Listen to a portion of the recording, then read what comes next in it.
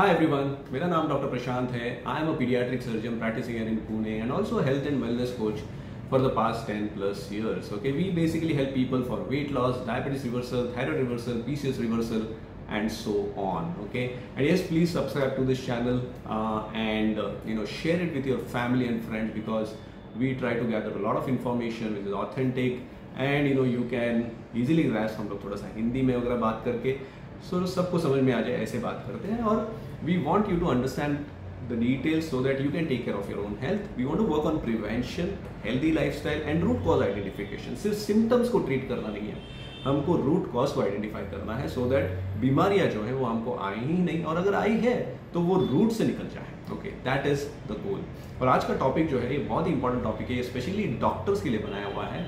And the topic name is the shocking reality of health and burnout amongst Indian doctors. This is probably one of the most important video that I have prepared so far. Okay, और अगर आप किसी doctor को पहचानते हो, जानते हो, तो उनके साथ आप ये शेयर कर सकते हो. You can also share this video in your WhatsApp groups, Facebook, Instagram and so on, because this information should not only reach to doctors but this information should also reach to other people so that they understand what doctors are actually suffering from and what is their problem, how they get entangled in this system and suffer from their health. By the way, I have also attached the relevant articles in the description of the of this video.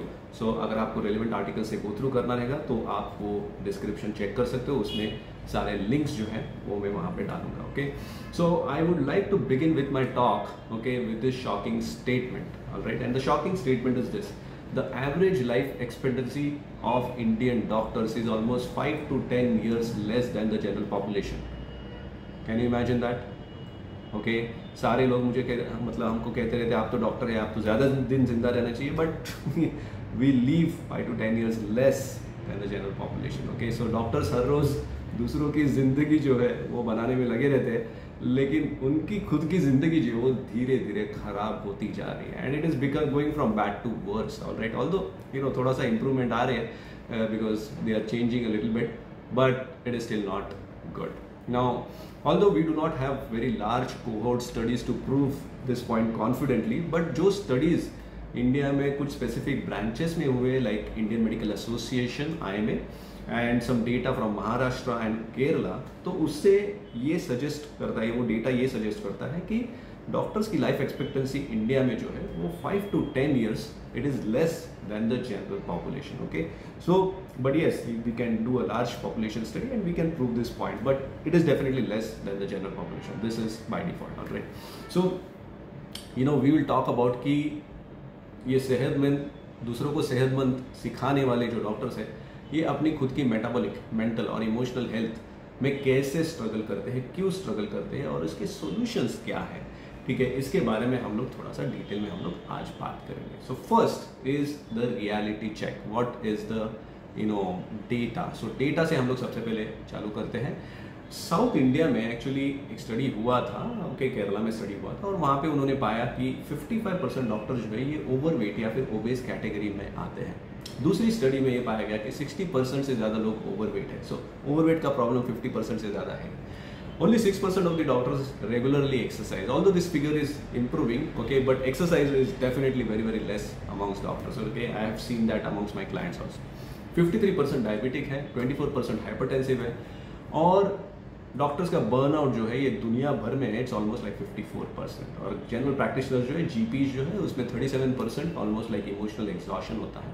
और नींद के बारे में क्या कहेंगे, almost सभी doctors इससे सफ़र करते हैं. ठीक है, और 40% डॉक्टर्स को इंसोम्निया ओके पाया गया है एंड 20% जो है they have day time sleepiness which is not a good thing because they are not getting sleep at night. तो डे टाइम में थोड़ा सा स्लीपीनेस होता है उनको. Okay, so what is happening is that इस सिस्टम में वो धीरे धीरे एक्चुअली सफ़र कर रहे हैं and they are lot of them they are not even aware of it. Okay, now the second thing which I want to talk about is why this happens. ये सब क्यों हो रहा है, इसके डिटेल में हमको जाना जरूरी है बिकॉज रूट कॉज को आइडेंटिफाई करना जरूरी है. सबसे पहला जो है वो है सिस्टम का प्रेशर.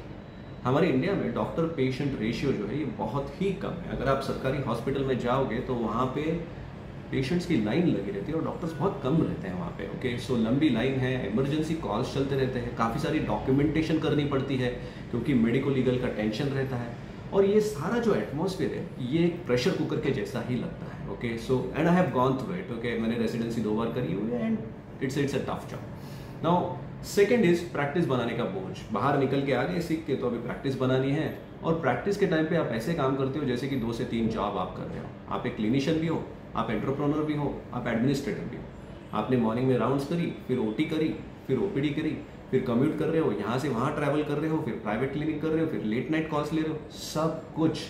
और अगर खुद का हॉस्पिटल है तो फिर तो आपके स्ट्रेस का ठिकाना नहीं। ऑलराइट, कुक करने के लिए, सोने के लिए, एक्सरसाइज करने के लिए आपके पास टाइम ही नहीं है फिर। Alright, you are so much engaged into your practice, you don't have time for all this healthy stuff. Alright, तीसरी बात जो है, ठीक है, हमारा खाना। ओके, सो डॉक्टर्स का खाना बहुत ही खराब होता है। What happens is that you take chai, you take biscuits, फिर वड़ा पाव, समोसा, कैंटीन का खाना, लेट नाइट डिनर, मील्स को स्किप करना, these are very common, I have done it. Alright, और इससे क्या होता है कि ग्लूकोज का रोलर कोस्टर राइड हो जाता है, ऊपर नीचे हो जाता है, और फिर we develop insulin resistance and फिर वेट बढ़ने लगता है। And moreover, a lot of doctors actually they will resort to smoking because of the friends and the association which you have, even alcohol, और उसकी prevalence भी जो है वो almost like 22% of the doctors they take tobacco and 27% of them they also have alcohol, which is like general population. So that complicates the matter further. Okay, so that is another thing. Next is movement की कमी। Okay, so movement नहीं करते, exercise नहीं करते। OT में आप खड़े रहते हो दिन भर, ठीक है, आप थक जाते हो, फिर एक्सरसाइज नहीं करते हो। आप ओपीडी में दिन भर बैठे रहते हो, पेशेंट्स देखते रहते हो, एक्सरसाइज नहीं कर पाते हो। सो ना एरोबिक हो रहा है, ना स्ट्रेंथ ट्रेनिंग हो रहा है, ना योगा हो रहा है, and that is how you suffer. And typically this will happen when you are building your practice. Once your practice is built, after that most of the doctors they start doing all these things. Okay, फिर psychological stress. Okay, you want to be perfect, guilt का एक feeling होता है, जिम्मेदारियों का बोझ होता है, एक hero mindset, I want to serve my patients, और पेशेंट्स को न डिसअपॉइंट करने का एक डर भी रहता है कि वो डिसअपॉइंट हो जाए मेरा पेशेंट। ओके, और ना नहीं कह पाते, आई एम ऑलवेज अवेलेबल, किसी ने बोल दिया कि हाँ मुझको थोड़ा सा बात करना है, and you are talking. Okay, and sometimes there is toxic environment also, specially when you are doing your residency. Okay, so क्या होता है कि because of all this doctors धीरे धीरे एक्चुअली टूट जाते हैं, और कुछ केसेस में सुसाइड के भी इंसिडेंसेस हो जाते हैं, which is very very unfortunate. Alright, फिर होता है नींद की कमी। Okay, sleep deprivation, night calls होते हैं, व्हाट्सएप पे चैट करने वाले पेशेंट्स होते हैं, मैं सिर्फ 2 मिनट बात करने वाला हूँ and they take your time, फिर 24/7 अवेलेबिलिटी। इसके वजह से आपकी स्लीप ठीक से नहीं होती है, और फिर आपका वेट बढ़ने लगता है, आपका इन्फ्लेमेशन बढ़ता है, इरिटेबिलिटी बढ़ती है, गट के issues, so many doctors have gut issues. Alright, mood disorders, it's a metabolic disaster that we people have them. Alright, and I have gone through it myself. Okay, अभी इसके consequences क्या होता है, इसका नतीजा क्या होता है? Central obesity, this is a big one. Okay, then is diabetes, hypertension, आपकी इम्यूनिटी कम हो जाती है, आपको इन्फेक्शंस हो सकते हैं, GERD which is gastroesophageal reflux disease, irritable bowel syndrome, brain fog, anxiety, depression, empathy का कम होना। कुछ डॉक्टर्स जो है वो इमोशनलेस हो जाते हैं, they don't have much emotions. All right, they work just like machines. All right, no emotions at all. Okay, for the families also, for other people also. फिर मेडिकल एरर्स होने लगते हैं, marital stress leading to divorces, okay, and having unhealthy relationship with kids, so this is called as compassion fatigue. You lose yourself in that transaction, and that leads to poor self care. Okay, this is really unfortunate. Okay, now what we need, okay, is a shift. Doctors जो है उनको ज़्यादा medical knowledge लेने की ज़रूरत नहीं है, actually speaking, to be healthy. Alright, to be frank, उन्हें एक नया आइडेंटिटी चाहिए।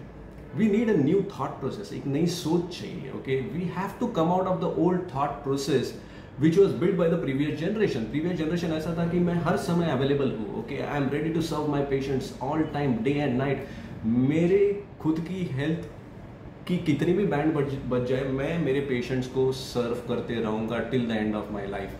This formula is not going to work now. Okay, अगर आप खुद ही लंगड़े रहेंगे, दूसरों को क्या सहारा देंगे आप? So first thing is that, जैसे एरोप्लेन में बैठते हैं, और अनाउंस करते कि ऑक्सीजन कम हो गया तो मास्क गिर जाएगा, तो पहले खुद को लगाना है फिर दूसरे को.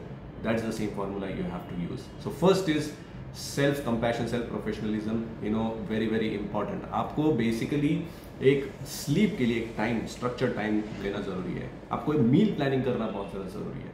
आपको एक्सरसाइज कर रहे हैं पूरा एक हफ्ता नहीं, 3 से 4 दिन आपने एक्सरसाइज किया, that's good enough. All right, okay. Patients के साथ आपको क्लियर बाउंड्रीज रखनी है. फिक्स योर टाइमिंग्स, कभी भी एंटरटेन नहीं करना है. All right. Better lose the patient but don't lose your health. This is very very important. Smart delegation, जो चीज़ दूसरे लोग कर सकते हैं, hire people, delegate them. Learn to say no, this is one of the most important things. Learn to say no, जहाँ पे boundaries लगा रहे हैं, learn to say no. Do your regular labs, metabolic workup regularly करते रहना बहुत ज़्यादा जरूरी है. And if you are suffering mentally, do not hesitate to take help from a mental professional, from a psychologist or whosoever it is. All right. See, taking care of your own health, okay, as doctors is not a luxury anymore. Okay, बल्कि ये एक necessity है खुद के लिए भी और अपने patients के लिए भी. Okay, this is very important. Just imagine if you are overweight and advising your patient lose weight, the patient can't comprehend. So अगर आप डॉक्टर हैं तो आपको सबसे पहले ध्यान में रखना है कि आपको सबसे पहले ये ध्यान में रखना है कि आपकी खुद की हेल्थ जो है ये सबसे बड़ी एसेट है. अगर ये नहीं है तो आपके skills, practice, relationships, everything is going to collapse, okay, in the long run. So अपनी हेल्थ को आपको वैसे ही रीबिल्ड करना है जैसे आपने अपनी प्रैक्टिस को बिल्ड किया हुआ है. You have to do it deliberately, systematically, compassionately, irrespective whether you like it or not. You do it anyways for yourself, for your family, okay? And once you do it, you will see the change. I can tell you that once you fix your physical health, your mental health also transforms completely. All right, and then you will be actually able to help your patients also in the right way. एक machine की तरह नहीं, एक इंसान की तरह आप अपने पेशेंट्स को भी ट्रीट करने को चालू कर दोगे. So my message is take care of your health and then your patients. Alright, I hope this video has helped you. Do share it with your friends and families. Do share it with other doctors if you really like this video. Okay, we want to spread this information amongst doctors. We need to take care of ourselves and then we can really take care of our patients. Thank you very much.